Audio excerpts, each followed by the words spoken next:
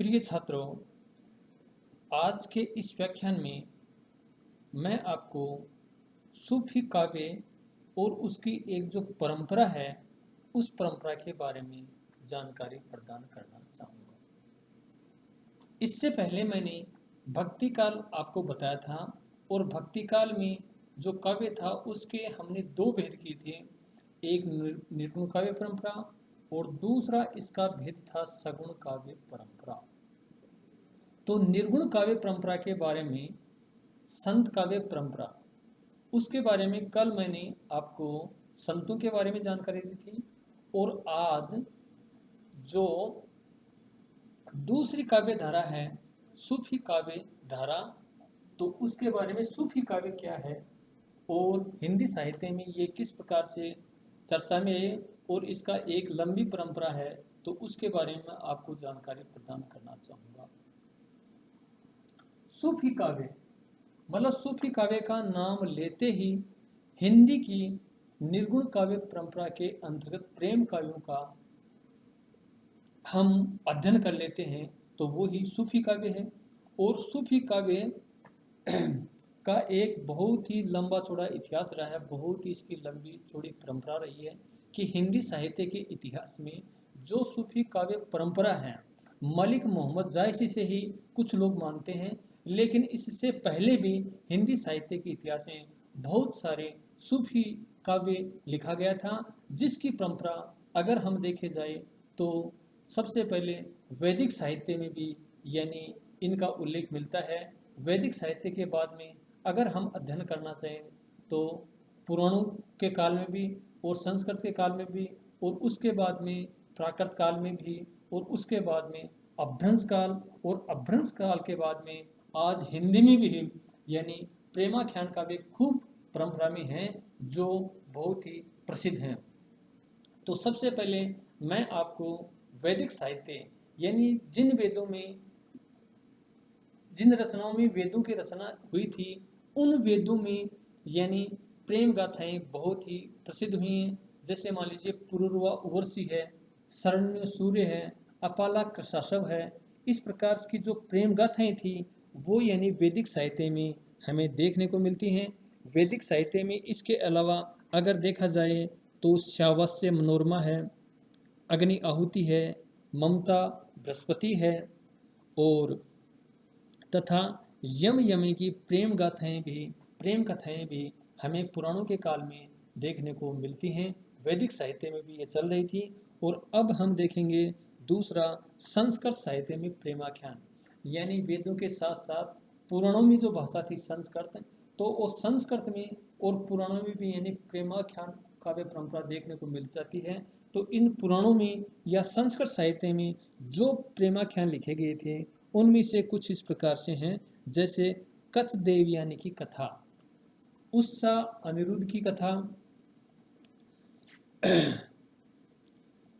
कृष्ण रुक्मणी, प्रद्युम्न प्रभावती आदि हैं। इसी प्रकार से महाभारत में अर्जुन है, अलूपी है, अर्जुन सुभद्रा है, भीम हिडम्बना है, शांतनु गंगा है आदि की प्रेम कथाएं भी हमें पुराणों में देखने को मिलती हैं। इसी प्रकार से अगर इन प्रेम कथाओं को देखें तो ये प्रेम कथाएं आगे चल करके प्राकृत जो साहित्य था उस प्राकृत साहित्य में भी हमें ये प्रेम कथाएं देखने को मिलती हैं, जिसमें कट्ठारी जातक राजा ब्रह्मदत्त और लकड़हारिणी की प्रेम की कथा है। और इसमें मणिचोर जातक में राजा ब्रह्मदत्त और सुजाता की प्रेम कथा है। इसी प्रकार से अगर हम इसके अलावा अभ्रंश साहित्य को भी देखा जाए तो अभ्रंश साहित्य में जो कथाएं हैं वो कथाएं भी प्रेम कथा पर आधारित हैं, जिसमें धनपालकृत भविष्य कथा का पूरा ढांचा ही प्रेम पर आधारित है, जिसमें दाम्पत्य प्रेम का पूरा वर्णन हुआ है। इसी प्रकार से पुष्पदत्त कर्त णय कुमार चरियु तथा पुष्पदत्त कर्त ही जसहर चरियु आदि भी प्रेम कथा देखने को मिलती है। तो इस प्रकार से सूफी काव्य की एक लंबी परंपरा रही थी, जो पुराणों से लेकर के महाभारत और रामायण में भी यानी ये परंपराएं शुरू होकर के इसके बाद में संस्कृत काल आया, पुराणों का काल आया, उपनिषदों का काल आया, वेदों का काल आया, संस्कृत साहित्य या लौकिक या धार्मिक या और प्राकृत है अपभ्रंश है। इस प्रकार से इन प्रेमक काव्यों की एक लंबी परंपरा थी जो करीबन 4-5 हज़ार वर्ष पुरानी है। इसके बाद में हम देखते हैं हिंदी साहित्य के इतिहास में, यानी हिंदी के प्रसिद्ध प्रेम काव्य कौन कौन से हैं, हिंदी के प्रसिद्ध प्रेम काव्य और कवि। तो इसके बारे में हम देखेंगे। तो हिंदी साहित्य के इतिहास में अगर आदिकाल को छोड़ दिया जाए तो भक्ति काल में, यानी ये साहित्य प्रचुर मात्रा में उपलब्ध होता है। तो भक्ति काल की प्रेमाश्री काव्य धारा के अंतर्गत हमें जो प्रेम कथाएं मिली हैं उसके बारे में मैं आपको नंबर 1 से बताऊंगा कि सबसे पहले हमारे यहाँ भक्ति काल में असाहित नामक की एक रचना मिली थी जिसका नाम था हंसावली। सबसे पहले हंसावली, और ये थी कवि असाहित द्वारा रचित, असाहित, और इसकी रचना भी हुई थी 1370 ईस्वी में। तो सबसे पहले प्रेमाख्यान काव्य परंपरा के अंतर्गत यह पहली रचना थी जिसका लेखक था असाहित, और इसने 1370 ईस्वी में इसको लिखा था। इसके बाद में इस परंपरा की दूसरी रचना है चंदाइन। तो चंदाइन के बारे में तो आपने बहुत ही सुना होगा कि चंदाइन जो थी बड़ी ही अच्छी थी, और इसका जो कवि था वो था मुल्ला दाऊद, मुल्ला दाऊद, और इसकी रचना हुई थी 1379 ईस्वी में। तो ये भी बड़ी ही इंपॉर्टेंट रचना थी। तीसरा, अगर इस परंपरा में देखा जाए तो लखन सेन पद्मावती कथा, पद्मावती कथा, तो इसको एक कवि हुआ था दामोदर, दामोदर, इसने 1459 ईस्वी में इसकी रचना करी थी, 1459 ईस्वी में। और अगर चौथा देखा जाए तो सत्यवती कथा, सत्यवती कथा, ये थी, इसको लिखने वाले थे सत्यवती कथा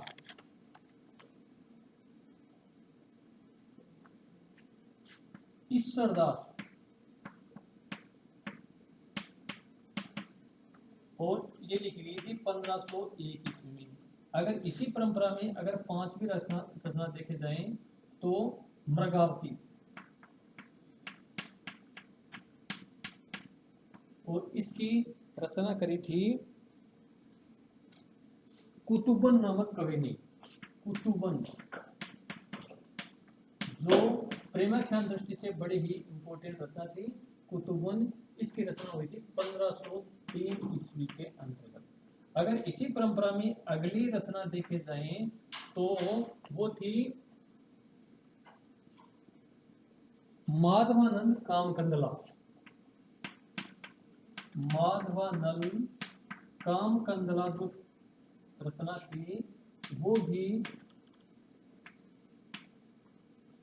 इसी काल की बहुत ही इंपॉर्टेंट रचना थी, और इसकी रचना हुई थी 1527 में, और इसको लिखने वाले थे गणपति कवि, गणपति, और इसकी रचना हुई थी 1527 ईस्वी में।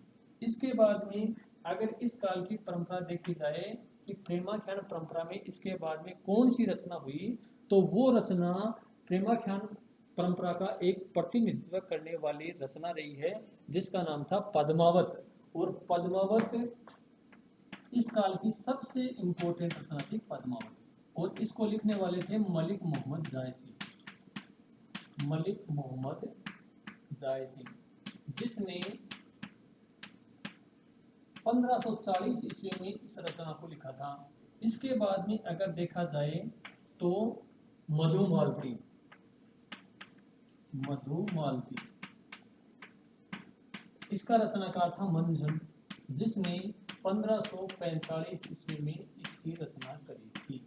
और इसके बाद में अगर देखा जाए तो ढोला मारूरा दुहा, ढोला मारूरा दुहा, तो इसके बारे में कहा जाता है कि एक राजस्थानी विद्वान है मोतीलाल मेनहरिया, इन्होंने कहा है कि ये जो रचना थी, इन रचनाओं से ये पहली की रचना है। और वो शोध के निष्कर्षों के आधार पर ये निकालते हैं कि 1473 ईस्वी में ये रचना लिखी गई थी, ढोला मारूरा दुहा, जिसको लिखने वाले थे कल्लोल कवि या कुशललाभ। तो इस प्रकार से जो सूफी काव्य परंपरा है उसकी एक लंबी परंपरा रही है, जो परंपरा महाभारत और रामायण काल से प्रारंभ होकर के आज, यानी जब लास्ट में मैंने लिखा ढोला मारूरा दुहा, तो यहाँ तक एक लंबी परंपरा रही थी। तो इस परंपरा में जो काव्य आते हैं वो काव्य सूफी काव्य परंपरा का प्रतिनिधित्व करने वाले काव्य हैं। और इसमें पद्मावत, पद्मावत तो यानी बीए पार्ट फर्स्ट की हिंदी साहित्य में यानी पूरी की पूरी रचना है पद्मावत, जिसके बारे में यानी इसको छात्र पढ़ते आए हैं और इसका अध्ययन भी खूब ज़्यादा होता है। ये एक ऐसी रचना जो अहमियत तक चलती है। तो इस प्रकार से हिंदी साहित्य के इतिहास में यह प्रेमाख्यानों की एक परंपरा थी। और कल जैसे मैंने बताया था कि भक्ति काल की दो धाराएं थी, निर्गुण काव्य परंपरा और दूसरी थी सगुण काव्य परंपरा। तो निर्गुण काव्य परंपरा के दो भेद किए थे हमने, एक संत काव्य परंपरा और दूसरी सी सूफी काव्य परंपरा। तो संत काव्य परंपरा तो वो थी जो ये मांगते थे कि ईश्वर घट घटवासी, वो सृष्टि के कण कण में विद्यमान है, इसको ढूंढने की जरूरत नहीं है, बल्कि वो तो हर जगह विद्यमान थे। तो ऐसी परंपरा थी, वो परंपरा तो संत काव्य परंपरा कहलाई। और दूसरी यानी प्रेम को आधार मान करके यानी जो रचना लिखी गई वो थी सूफी काव्य परंपरा। और तो सूफी काव्य परंपरा का प्रतिनिधित्व करने वाली जो रचना थी वो मलिक मोहम्मद जायसी ने पद्मावत लिखी थी। और पद्मावत के अलावा भी जैसे अखरावट है, आखिरी कलाम है, चित्रलेखा है, कहरनामा है, मसलनामा है। तो इस प्रकार से मलिक मोहम्मद जायसी ने इस काव्य परंपरा में खूब सारी रचनाएं लिखी थी जो काव्य की दृष्टि से बड़े ही महत्वपूर्ण थी। तो इस प्रकार से सूफी काव्य परंपरा रही है। और अगर इस पूरे साहित्य की विशेषताएं देखी जाएं तो हमें इस काव्य की बहुत सारी विशेषताएं हमारे सामने उभर करके आते हैं। जैसे पहली विशेषता है काव्य प्रेरणा और प्रयोजन, यानी यह एक जो परंपरा रही है इसमें एक काव्य के रूप में यानी कि काव्य के रूप में ये लिखा गया और इनके माध्यम से इसकी विशेषताएं प्रकट हुई थी। और इसमें यानी हर प्रकार से यानी पूरा का पूरा कथानक का समावेश किया गया था। और दूसरी अगर इसकी विशेषताएं देखी जाए नामकरण की विधि, तो इसका नाम भी यानी जो नायक और नायिका हुआ करते थे उसके आधार पर ही इनके काव्यों का नाम रखा जाता था। जैसे पद्मावत है, पद्मावत के अलावा अगर शरण्य सूर्य देखें, अपला कृशसव देखें, भीम हिडम्बना देखें, तो इस प्रकार के इनके जो पात्र थे वो कथा की जो नायक और नायिका थी उनके आधार पर इसके पात्र हुआ करते थे। और अगली अगर इसकी विशेषता देखे जाए तो चरित्र चित्रण में इसकी विशेषता थी, यानी ये इसके जो पात्र थे जो चरित्र थे वो बहुत ही प्रतापी हुआ करते थे। और एक उसमें एक देवतुल्य के समान इसमें यानी इसको संज्ञा दी जा सकती है कि इसमें यानी बहुत ही अच्छे अच्छे यानी पात्रों का समावेश किया गया था। अब इसकी अगर विशेषता देखी जाए तो लोक जीवन का सूक्ष्म अंकन इसमें देखा जा सकता है कि इन प्रेम कथाओं में यानी हर तरह से यानी समाज का सांगोपांग चित्रण मिलता है। सूक्ष्म अंकन यानी छोटी से लेकर के बड़ी बड़ी तक बातें भी इसमें देखने को मिल जाती हैं। और अगर इसके अगली इसकी विशेषता देखी जाए तो परिवेश का व्यापक चित्रण, परिवेश है, समाज है, उसके धर्म है, संस्कृति है, राजनीतिक है, धर्म, इसके बारे में यानी पूरा का पूरा इसमें विश्लेषण देखा जा सकता है। तो इस प्रकार से यानी जो सूफी काव्य परंपरा थी वो सूफी काव्य परंपरा हिंदी साहित्य के इतिहास में आदिकाल से ही प्रारंभ नहीं होती, बल्कि वो तो पुराणों का काल है, अपभ्रंश का काल है, प्राकृत काल है, अपभ्रंश युग है। और अपभ्रंश युग के बाद में जब पुरानी हिंदी थी, पुरानी हिंदी के बाद में जब नई हिंदी आई तो उसमें भी यानी ये परंपरा चली और ये परंपरा आज भी विद्यमान है। कुछ लोग यानी सूफी काव्य परंपरा के आधार पर यानी प्रेम प्रधान काव्य लिख रहे हैं, तो वो इसी परंपरा के अंतर्गत आते हैं। और वो परंपरा यानी पहले जो पात्र हुआ करते थे वो अद्भुत इसके पात्र हुआ करते थे। जैसे कोई देवतुल्य होता था, कोई राक्षस होता था, कोई योद्धा होता था। तो इस प्रकार से इसके नायक और नायिका होते थे वो बड़े ही विचित्र हुआ करते थे। लेकिन इसी के साथ साथ में आपने पढ़ा है कि पद्मावत जो मलिक मोहम्मद जायसी की एक रचना थी। तो मलिक मोहम्मद जायसी की रचना में यानी राणा जो रतन सेन था चित्तौड़ का शासक था, रानी पद्मावती थी वो इसकी रानी थी, सिंगलगढ़ के राजा गंधर्व सेन की कन्या थी। तो इसमें आत्मा और परमात्मा यानी दोनों के लिए मिलने की उत्कंठा होती है, बाद में मिलते हैं और वो ही यानी जो आत्मा और परमात्मा का इसमें जो खेल होता है तो वो लंबा चलता है और इस प्रकार से इसका संक्षिप्त और लंबा चौड़ा इसका कथानक भी है। तो इस प्रकार से हिंदी साहित्य के इतिहास में सूफी काव्य परंपरा रही है जो बहुत ही इम्पोर्टेंट रही है। और वो यानी इसी के कारण तो कल मैंने बताया था कि भक्ति काल को हिंदी साहित्य का स्वर्ण युग कहते हैं। तो स्वर्ण क्यों कहते हैं कि इस काल में एक लंबा चौड़ा साहित्य था। इस काल की सीमाएं थी 1318 से लेकर के 1623 तक। तो इसमें यानी राम काव्य लिखा गया, कृष्ण काव्य लिखा गया, सूफी काव्य परंपरा लिखी गई और संत काव्य परंपरा का एक लंबा चौड़ा इतिहास रहा है।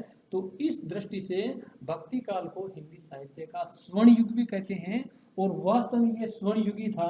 तो इस प्रकार से आज के इस व्याख्यान में मैंने आपको सूफी काव्य परंपरा के बारे में बताया जो आपके लिए परीक्षा की दृष्टि से बड़ी ही उपयोगी है। तो प्रिय छात्रों, आज के इस व्याख्यान में मैं आपको इतनी ही जानकारी दूंगा। तब तक के लिए धन्यवाद।